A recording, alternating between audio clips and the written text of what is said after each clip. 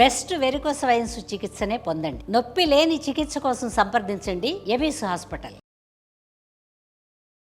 ఘోష ప్రఘోష శమనాయ మధో గుణేన మధ్యే బబంధ జననీ నవనీత చోరం తద్బంధనం త్రిజగతాముదరాశ్రయాణం ఆక్రోశ కారణమహో నితరాం బభూవ.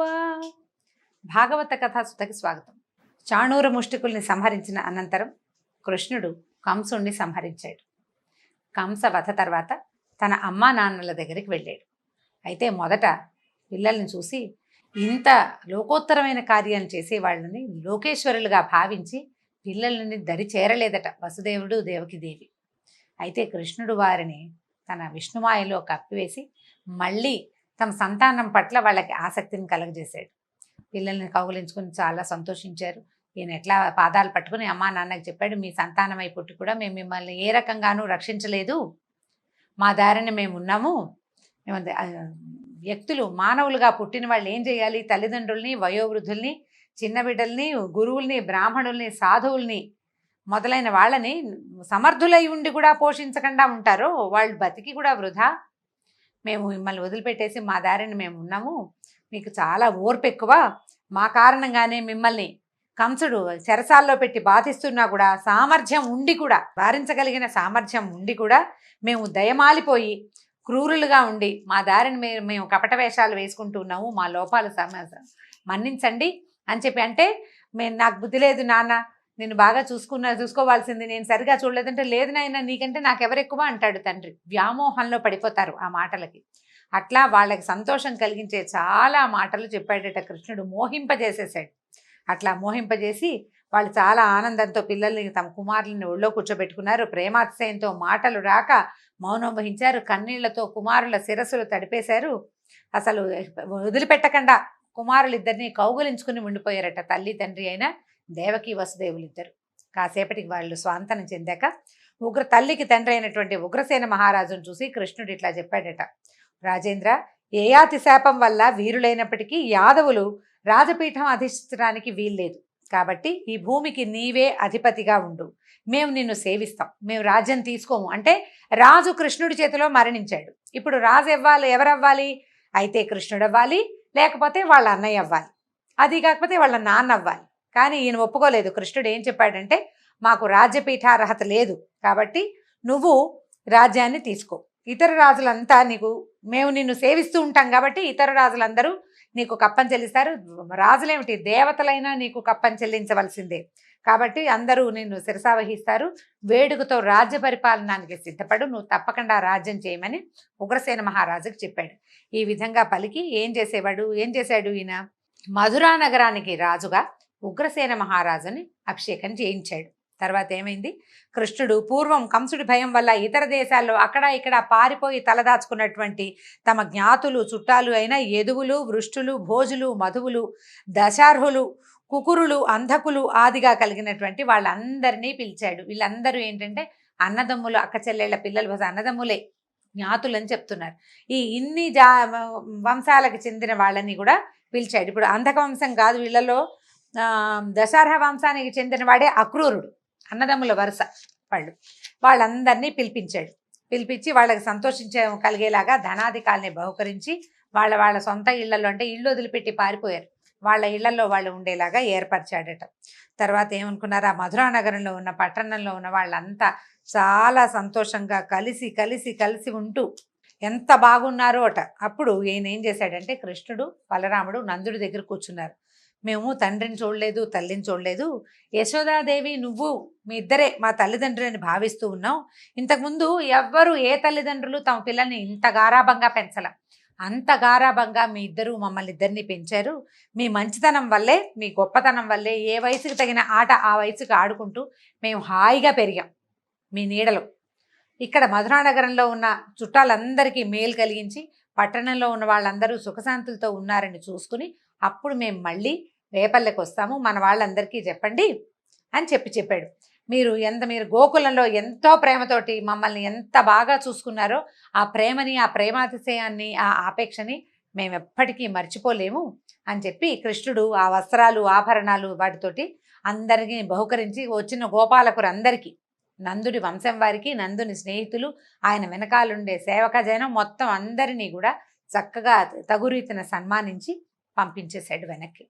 దుఃఖపడుతూ నందుడు యశోదకి ఏం చెప్పాలి, గోపికలందరూ ఇతని కోసం వేచి ఉంటారు, వాళ్ళకి ఏం చెప్పాలి, రేపు పల్లెలో ఉన్న వాళ్ళంతా కృష్ణుడేడి బలరాముడేడి అంటే ఏం చెప్పాలో తెలియక ఈ కొడుకుని వదిలిపెట్టడానికి మనసు రాక దూడని వదిలిపెడుతున్న ఆవులాగా అమిత దుఃఖంతో నందుడు మిగిలిన వేపర్లకు చెందినటువంటి జనం అంతా కలిసి తిరిగి వెనక్కి వెళ్ళిపోయారట. అయితే అనంతరం వసుదేవుడు చాలా గొప్ప చరిత్ర కలిగిన తన కుమారులకి గర్గుడు మొదలైన బ్రాహ్మణ పురోహితుల సన్నిధిలో యథావిధిగా ఉపనయన సంస్కారం జరిపించాడు. ఉపనయన సంస్కారం చేసిన తర్వాత విద్యాభ్యాసానికి పంపిస్తారు. మామూలుగా పిల్లలకి ఏం చేసేవాళ్ళంటే అప్పట్లో గర్భాష్టమం అని 7 ఏళ్ళు నిండుతూ ఉండగానే ఉపనయనం చేసి విద్యాభ్యాసానికి గురుకులానికి పంపేవాళ్ళు. ఎక్కడ ఈ క్షత్రియ కుల ఇళ్లల్లో పెరిగితే కనుక ఈ అబ్బాయి క్షత్రియులైనప్పటికీ గోపాలుల వంశంలో పెరిగాడు. క్షత్రియులే కానీ గోపాలకుల వంశంలోకి గోవులను పాలించే వాళ్ళ దగ్గర పెరగటంతో వాళ్ళకి ఉపనయన సంస్కారాలు అవి అలవాటు లేవు. ఏ వయసుకి తగిన పనులు ఆ వయసుకి నేర్పించటమే వాళ్ళ పద్ధతి. ఆ పద్ధతి ప్రకారం అక్కడ పెరిగాడు. ఇక్కడికి వచ్చేసరికల్లా ఇంచుమించుగా 15 నుండి 16 సంవత్సరాల వయసు వచ్చేస్తుంది. ఇద్దరు 16, 17 ఒక ఏడాది తేడాతోటి అంత వయసున్న పిల్లలే. అప్పుడు ఉపనయన సంస్కారం చేశాడు. కాబట్టి కృష్ణుడు కూడా వయసు దాటాకే ఉపనయనం చేసుకున్నాడు అనమాట. ఈ ఉపనయనం అయిన తర్వాత ఏం చేశాడు, అందరి నుంచి చక్కగా మంచి మంత్రాలు అవి అందుకుని ఈ ఉపనయనం జరిగిన తర్వాత ఏం చేశారు, ఈ పిల్లలిద్దరిని విద్యాభ్యాసానికి పంపాలనుకున్నారు. ఈ ఉపనయనం సందర్భంలో ఎంతమందో బ్రాహ్మణులకి ఆవులు, బంగారము ఎన్నో దానం చేసేట. కుమారుడు పుట్టగానే 10,000 ఆవుల్ని దానం చేస్తానని మనసుతోటి సంకల్పించిన వాడు ఉపనయనం అప్పుడు ఆ ఆవులన్నిటినీ దానం చేశాడు. తను ఎట్లా సంకల్పించుకున్నాడో ఆ రకంగా దానాలు చేసేసాడట. తర్వాత ప్రత్యక్ష దానం అప్పుడు మనసులో చేశాడు. యాచకులకి వాళ్ళకి ఏవేవి కావాలంటే అవేవి సమర్పించేట. ఈ విధంగా బ్రహ్మచర్య వ్రతాన్ని తీసుకున్నటువంటి బలరామకృష్ణులు అందరిలాగానే ఎట్లా భూమిలో ఉన్న రాజకుమారులంతా ఏ రకంగా అయితే విద్యాభ్యాసం చేస్తారో అదే రకంగా విద్యాభ్యాసానికి బయలుదేరారు. సమస్తం తెలుసు వాళ్ళకి, జగద్గురువులు, ప్రపంచానికే నేర్పగలిగిన వాళ్ళు. అయినా కూడా మానవుల విధానం ప్రకారం చేయవలసిందే. మనిషిగా పుట్టావు కాబట్టి మనుషులు ఏం చేస్తారు, మానవులు ఎట్లా ప్రవర్తిస్తారు, విద్యని ఎట్లా పొందుతారు. గురూపదేశం లేకపోతే మానవులకు పనికిరాదు, గురూపదేశం ఉండాలి. అంచేత వీళ్ళిద్దరూ ఏం చేశారు, సరి అయిన ఆచార్యుణ్ణి వెతుక్కుంటూ బయలుదేరారట. ఈ రామకృష్ణులు గొప్ప వైభవాలకి కాణాచైన కాశీపట్టణం చేరుకున్నారు. అక్కడ అవంతి పట్టణ వాస్తవ్యుడైన సాందీపని అనే పండితోత్తముడిని దర్శించారు. గురువుని వాళ్లే వెతుక్కున్నారని చెప్తున్నారండి. సాందీపని అనే ఒక గురువుని చూసి ఆయన్ని సేవించారు. ఆయన వీళ్ళ తాలూకు వినయ విధేయతలకి చాలా సంతోషించి ఏం చేశాడు, 4 వేదాలు, శిక్ష, వ్యాకరణము, ఛందస్సు, నిరుక్తము, జ్యోతిష్యము, కల్పము అనేటువంటి 6 వేదాంగాలు, ఆ 4 వేదాలు 6 వేదాంగాలు, ధనుర్వేదము, తంత్రము, మనువు మున్నగు వారితో చెప్పబడినటువంటి ధర్మశాస్త్రాలు, న్యాయము, తర్కము, రాజనీతి మొదలైన వాటిని తేట తెల్లంగా బోధించాడు. వీళ్ళు ఏమిటంటే ఒకసారి వింటే వచ్చేస్తుంది, వాళ్ళ లక్షణం అది. అక్కడి నుంచి ఎలాంటి వాళ్ళంటే అమిత నేర్పరులు. 64 కళల్ని 64 రోజుల్లో ఒక్కొక్కడు ఒక్కొక్క కళావంతుడి దగ్గర నుంచి నేర్చుకున్నారు. మామూలుగా ఈ గురువుగారు చెప్పే విద్యలు ముందు చెప్పబడ్డాయి. 64 కళలు నేర్చుకోవాలంటే కళలు చెప్పే వాళ్ళు వేరే ఉంటారు. ఒక్కొక్క కళ ఒక్కొక్క కళావంతుడి దగ్గర నేర్చుకున్నారట. 64 రోజుల్లో 64 కళలు. ఈ గురువులకే గురువులైన వాళ్ళు, ఇతడు ఎక్కువ అతడు తక్కువ అనే భేదభావం లేకుండా ప్రకాశించు లోక గురువులైనటువంటి రామకృష్ణులు సంతోషంతో గురు శిష్య న్యాయంతో తమ తాలూకు ఉపాధ్యాయుడైనటువంటి సాందీపనిని సేవించారు. గురు సేవలో ఎక్కడా భేదం రానివ్వలేదు. వాళ్ళు ప్రపంచాలకే గురువులైనప్పటికీ గురువుని యథావిధిగా సేవించి ఆయన దగ్గర నుంచి అన్ని విద్యలు నేర్చుకున్నారు. అయితే సరే, ఇలా కృతార్థులు మొత్తం చదువంతా అయిపోయింది. చదువు అయిపోయాక అప్పట్లో ఏం చేసేవాళ్ళు, విద్యార్థులు చదువుతూ ఉండగా వాళ్ళ దగ్గర నుంచి ఫీజులు అవి వసూలు చేసే రోజులు కావవి. తర్వాత గురుదక్షిణ ఏదైనా స్వీకరించేవాళ్ళు. ఇంత ప్రతిభావంతులుగా కనపడుతున్నటువంటి ఈ పిల్లలు వాళ్ళు తమ ఏదైనా చేయగలరని భావించి సాందీపని తన భార్యతోటి ఆలోచించుకుని, ఈ సాందీపని మహాముని ఏం చేశాడంటే రామకృష్ణులతోటి ఇట్లా అన్నాడట, నాయన మా కుర్రవాడు, మా నాకు ఒక కుమారుడు ఉన్నాడు. పూర్వం సముద్రంలో ప్రభాసం అనే తీర్థంలో, అంటే సముద్ర తీరాల్లో ప్రభాస తీర్థం అని ఒక తీర్థం అది. అదే ఇప్పటిది మన గుజరాత్లోని సోమనాథ్ క్షేత్రం ప్రభాస తీర్థం అంటారు. చాలా విచిత్రంగా శ్రీకృష్ణుడు అవతారం చాలించింది కూడా ప్రభాస తీర్థంలోనేనండి. ఆ విషయం తర్వాత చెప్పుకుందాం. సందర్భవశంగా వచ్చిందని ఆ వాక్యం ఇక్కడ చెప్తున్నాను. నిజానికి సందర్భోచితమైన విషయం కాదు. ఆ ప్రభాస తీర్థం అనేసరికి ఆ మాట జ్ఞాపకం వచ్చిందనమాట. అయితే ఈ ప్రభాస తీర్థంలో స్నానం చేస్తూ మునిగిపోయాడు. మళ్ళీ కనపడలేదు. మీరు దయాసముద్రులు, గురువు కోరిన కోరిక తీర్చాలనే సదుద్దేశం కలిగిన వాళ్ళు కాబట్టి అందరికీ ఆశ్చర్యం కలిగేలాగా మా కుమారుని మాకు గురుదక్షిణగా సమర్పించండి అని అడిగాడు. ఇది మీ కర్తవ్యంగా భావించండి, నా కుమారుణ్ణి నాకు దక్కించమన్నారు. నిజానికి ఇప్పుడు శిష్యులు కనుక అత్యంత బలవత్తరమైన వాళ్ళు, లోకోత్తర నాయకులు అయితే కనుక గురువుగారు గొప్పతనానికి తక్కువే ఉంటుంది. ఆయన ఏదంటే కోరిన కొండ మీద వాన కురిపించగలరు వాళ్ళు, ఎక్కడ కావాలంటే అక్కడ. అయితే ఇంత అఖండమైన పరాక్రమంతో విరాజిల్లే శిష్యులై ఉండి గురువు కోరిక తీర్చడం మీరు న్యాయం కాదా?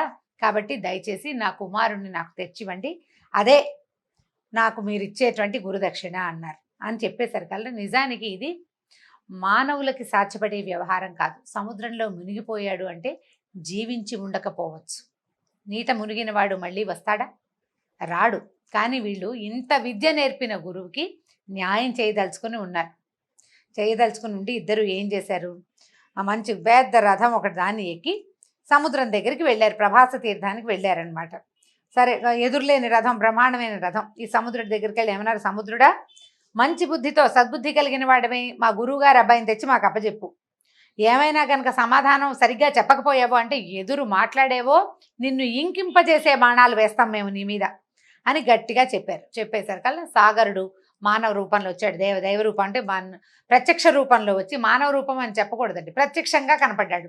ప్రత్యక్ష రూపంలో వచ్చి, నా మాటల్లో నేనేమి మోసం చేయను, ప్రభాస తీర్థంలో అందమైన ఆకారం గలవాడు మంచివాడు అయిన బ్రాహ్మణ బాలుడు స్నానం చేస్తుండగా తరంగం ఒకటి పైకెగసి భయంకరమైన వేగంతో అతని లోపలికి తీసుకుపోయింది. అయితే అప్పుడు ఏమైంది, ఆ లోపలికి వెళ్ళేసరికల్లా ఈ సముద్రంలో ఉన్నటువంటి పంచజనుడు అనే ఒక రాక్షసుడు, దైత్యుడు ఆ కుర్రాన్ని మింగేశాడు. కాబట్టి నాదేం లేదు, నేను కాదు ముంచింది, అక్కడ ఒక రాక్షసుడు ఉన్నాడు, వాడు లాగేశాడని చెప్పాడు. అని చెప్పి ఆ రాక్షసుడు ఎక్కడుంటాడో చూపించాడనమాట. శ్రీకృష్ణుడు ఏం చేశాడట, శంఖం పూరించి పిలిచాడు. అక్కడ దాకా వెళ్ళిపోయి పిలిచేసరికల్లా ఈ పంచజనుడు భయ సందేహాలతో చాలా భయపడిపోయాడట వాడు. ఈ కృష్ణుడు సాగర జలంలో ప్రవేశించాడు. ప్రవేశించి బంగారు పింజలతో బ్రహ్మాండమైన బాణాలు, అంటే చక్కటివి, అతి పదునైనవి, మెరిసిపోతూ బంగారపు రంగులో మెరిసే బాణాలని వేసి ఈ పంచజనుడి పొట్ట చీల్చాడు. పొట్ట చీల్స్తే ఆ పొట్టలో విప్రకుమారుడు కనపడలేదు. అయితే ఈ కృష్ణుడికి నచ్చలేదు. ఇదేమిటి, వీడిని చంపేసిన తర్వాత కూడా ఇది కనపడలేదని ఏమనుకున్నాడు. అయితే ఈ కొట్టినప్పుడు ఏమైంది, వీడి శరీరంలోంచి పాంచజన్యం, ఒక శంఖం ఉద్భవించిందట. వాడు సముద్రంలో ఉండేవాడు కదా, సముద్రంలో ఉండే ఒక శంఖ రూపిగా బయటకు వచ్చాడు. వాడి పొట్టలోంచి అది వచ్చిందట. పంచజనుడి నుంచి జన్మించింది కాబట్టి పాంచజన్యము అనే పేరు వచ్చింది ఆ శంఖానికి. ఆ పాంచజన్య శంఖాన్ని తన చేతిలోకి తీసుకున్నాడు. ఆలస్యం చేయకుండా తన బలరాముడితో కలిసి రథం ఎక్కి అన్నయ్యతో కలిసి యమసదనానికి బయలుదేరాడట. అంటే రాక్షసుడి గర్భంలో కనపడని విప్రకుమారుణ్ణి యముడు తీసుకెళ్ళిపోయి ఉంటాడు. రాక్షసుడు తినేశాడు. అతని ప్రాణాలను ఎవరు తీసుకెళ్తారు, ఎవరి ప్రాణాన్నైనా తీసుకెళ్లేవాడు యముడు. యముడు ఇంటికి పరిగెత్తారనమాట వీళ్ళిద్దరూ. వెళ్ళేసరికల్ ఆ నగరం పేరేంటంటే సంయమని, సంయమనము కలిగింది అనమాట. ఆ సంయమని అని పేరు కలిగినటువంటి యమపురానికి చేరి బయట నిలబడి ప్రళయకాల మేఘంలాగా అలాంటి ధ్వనిని కలగజేసే శంఖాన్ని పూరించాడట.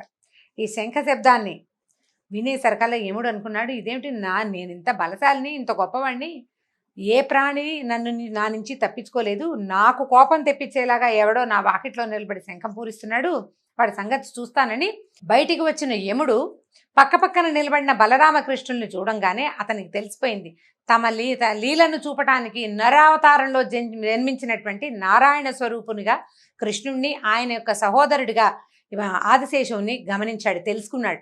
స్వరూపం చూడంగానే తెలిసిపోయింది నారాయణ స్వరూపం. తెలియగానే వెంటనే ఏం చేశాడు, పరమ భక్తితోటి పాదాల మీద పడ్డాడట.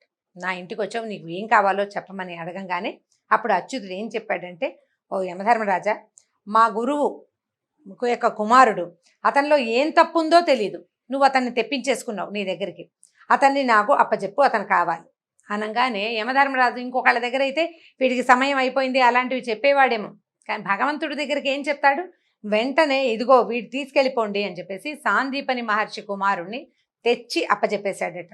ఆ కుమారుణ్ణి తీసుకుని గురుకుమారుడితోటి బలరామకృష్ణులు ఇద్దరు భూలోకానికి వచ్చి కుమారుణ్ణి సాందీపని మహర్షికి వాళ్ళ గురువు గారికి అప్పచెప్పారు. ఇంకేం కావాలో చేయమని అడిగారు. అడిగేసరికి ఆయన అన్నాడు, నాయనా మీరు గురుదక్షిణ్ణి తెచ్చి అప్పచెప్పారు. మీలాగా చేయగలిగేవాడు, ఇంత లోకోత్తరమైన కార్యం చేయగలిగిన వాడు ఎవడు ఉండడు. మీ యశస్సు దిగంతాల వరకు వ్యాపిస్తుంది. ఎవరైనా సరే ఈ యమసదనం నుంచి గురువు కోరాడని కుమారుణ్ణి తెచ్చిపెట్టగలిగే వాళ్ళు ఉన్నారా? యమసదనానికి వెళ్ళిన పిల్లాడు చచ్చిన పిల్లవాడిని తెచ్చివ్వడం అంత సులువా? మీరు కాబట్టి ఈ పని చేశారని, ఎప్పటికీ మీ తాలూకు గొప్పతనం ప్రపంచంలో నిలిచి ఉంటుందని దండం పెట్టాడు. పెట్టి తర్వాత నేను ధన్యుణ్ణయ్యానని వాళ్ళని దీవించి ఇద్దరిని పంపించేశాడు. ఆ తర్వాత ఏం చేశారు, వీళ్ళిద్దరూ చక్కగా రథం ఎక్కి మధురా నగరానికి బయలుదేరి వెళ్ళిపోయారు. మనం భాగవత్ కథ సుధా చివరిలోకి వచ్చేస్తున్నామండి. విద్యాభ్యాసం కూడా పూర్తి చేసుకుని వచ్చిన తర్వాత కృష్ణుడు చేసిన ఎన్నో లోకోత్తర క్రియలని అన్నిటినీ మనం చెప్పుకోలేకపోతాం. ఇంకొక 4 భాగాల్లో భాగవతం పూర్తి చేసేసుకుంటాం. అంటే మార్గళి పూర్తయ్యేసరికి మన భాగవత్ కథాసుధ అయిపోతుంది. రుక్మిణి కళ్యాణంతో ఈ కథను ఆపుకుందాం. ఈ 4 భాగాల్లో కృష్ణుడు మహాభారతంలో ఉన్న పాత్రలతోటి కూడా ఇక్కడి నుంచి పరిచయం మనకి భాగవతంలో ఏర్పడుతుంది. ఆ కథా విశేషాలను రేపు తెలుసుకుందాం. నమస్కారం.